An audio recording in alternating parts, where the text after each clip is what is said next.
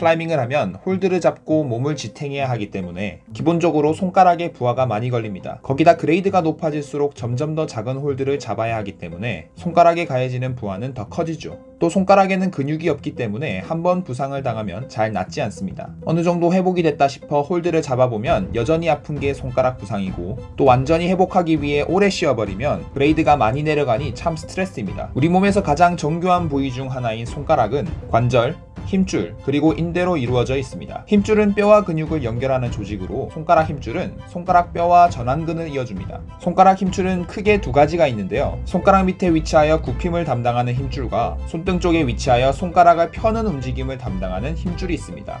이 힘줄들은 전완근과 함께 손가락을 움직이는 직접적인 힘을 제공하죠. 힘줄은 탄성이 좋아 근육에 비해 훨씬 작은 크기임에도 큰 힘을 견딜 수 있습니다. 활차라 부르는 손가락 인대는 힘줄을 감싸며 힘줄을 뼈에 붙여주는 역할을 합니다. 또한 활차는 손가락을 굽힘과 펴는 움직임에서 도르래와 같은 역할을 하며 힘줄의 움직임을 도와줍니다. 손가락 인대는 크게 세 가지가 있습니다. 첫째, 힘줄을 감싸고 있는 터널 모양의 인대인 A형 활차. 둘째, X자 모양으로 힘줄을 감싸고 있는 인대인 C형 활차. 셋째, 관절에부터 뼈와 뼈를 연결하는 측부 인대가 있습니다. 이러한 인대들은 탄성이 좋아 큰 힘을 견딜 수 있기 때문에 힘줄과 함께 홀드를 잡을 때 필요한 힘을 만들어냅니다. 관절은 뼈와 뼈를 연결하는 구간을 말하며, 관절을 이루는 뼈 끝에는 연골로 쌓여 있습니다. 연골은 유연하고 단단해서 관절이 쉽게 움직일 수 있도록 도와줍니다. 연골은 다시 활막이라 부르는 섬유질막으로 둘러싸여 있으며, 그 공간에는 연골 간의 마찰을 방지하고 영양분을 공급하는 활액으로 채워져 있습니다. 손가락 첫 번째 관절을 DIP 관절, 두 번째 관절을 PIP 관절이라 부르며, 홀드를 잡을 때 힘줄과 인대와 함께 손가락에 가해지는 힘을 나눠 갖습니다.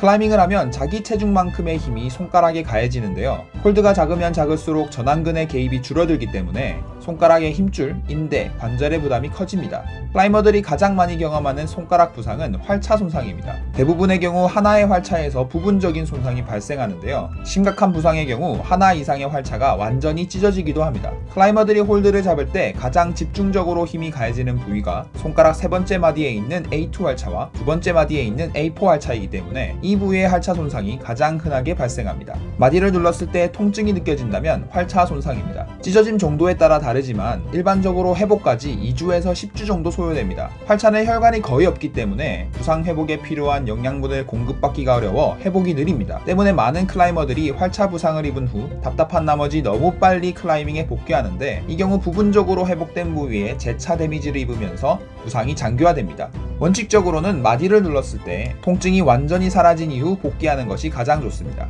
부상당한 손가락을 가지고 클라이밍을 계속하면 회복기간은 훨씬 더 늘어나게 되죠. 또한 인대가 담당해야 할 힘을 힘줄과 관절이 부담하기 때문에 힘줄과 관절의 염증을 유발할 수 있으며, 최악의 경우 활차가 완전히 손상되면 봉합 수술을 해야 할 수도 있습니다. 두 번째는 손가락 관절염입니다. 손가락에 힘이 가해지면 뼈와 뼈 사이에서 완충작용을 하던 연골이 미세하게 파열됩니다. 이때 활막에서 생성된 활액이 연골 재생에 필요한 영양분을 공급하면서 연골은 회복하게 됩니다. 그런데 크림프와 같이 강하고 집중적인 압력이 가해지면 연골 파열 정도가 커지게 되고 더 많은 활액 생성을 위해 활막이 비정상적으로 활성화됩니다. 이것이 관절염입니다. 관절염이 지속되면 증식된 염증성 활막세포들이 연골에 파고들어 굳으면서 관절의 모양을 변형시키고 손가락의 움직임을 제한합니다. 클라이밍을 오래 한 사람들의 손을 보면 관절 부위가 굉장히 두꺼운 것을 볼 수 있는데, 이는 관절염에 의한 증상으로 볼 수 있습니다. 또 주먹을 쥘 때나 손을 펼 때 손가락이 끝까지 굽혀지지 않거나 펴지지 않는 것도 같은 이유죠.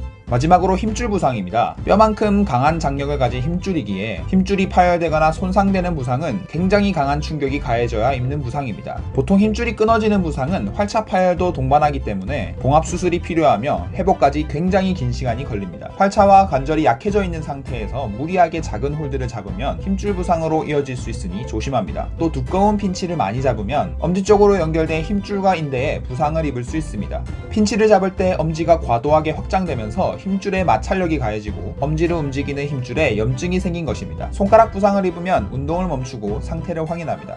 홀드를 잡다가 손에서 뚝 하는 소리가 들렸다면 바로 병원에 가도록 합니다. 뚝 소리가 났다는 것은 인대나 힘줄이 심각하게 손상되었다는 것을 의미하기 때문입니다. 이 경우 손가락뿐 아니라 손바닥, 전완근까지 통증이 있을 수 있습니다. 부상 직후나 처음 1에서 3일에는 염증 반응이 활발하게 일어나면서 부상 부위가 빨갛게 붓고 열감이 있습니다. 이때는 냉찜질을 해주는 것이 좋습니다. 낮은 온도로 인해 혈관이 수축되어 염증 반응 속도가 느려지기 때문이죠. 이때 온찜질을 하면 혈관이 이완되면서 염증 반응이 더 빨라지기 때문에 하지 않는 것이 좋습니다. 그리고 부상 후 1에서 2주가 지나 염증 증상이 조금 가라앉기 시작하면서부터는 냉찜질보다 온찜질을 해주는 것이 좋습니다. 우리 몸이 회복하기 위해선 영양분이 공급되어야 하는데 손가락 힘줄, 인대, 관절에는 혈관이 거의 없어 영양분을 충분히 공급받지 못해 회복이 느립니다. 이때 온찜질을 해주면 혈관이 이완되어 부상 부위로 공급되는 혈액량이 늘어나 회복 속도를 증가시킬 수 있습니다. 재활운동의 원리는 손가락 힘줄과 전완근에 약한 자극을 주어 혈류량을 증가시킴으로써 회복 속도를 높이는 것입니다. 재활운동 없이 휴식을 취하는 것보다 회복이 빠릅니다. 손가락에 통증이 남아있는 경우 펜을 굴려주듯이 손가락을 움직여주는 운동이 좋습니다. 하중을 주지 않는 범위에서 손가락 힘줄과 전완근에 약한 자극을 줄 수 있고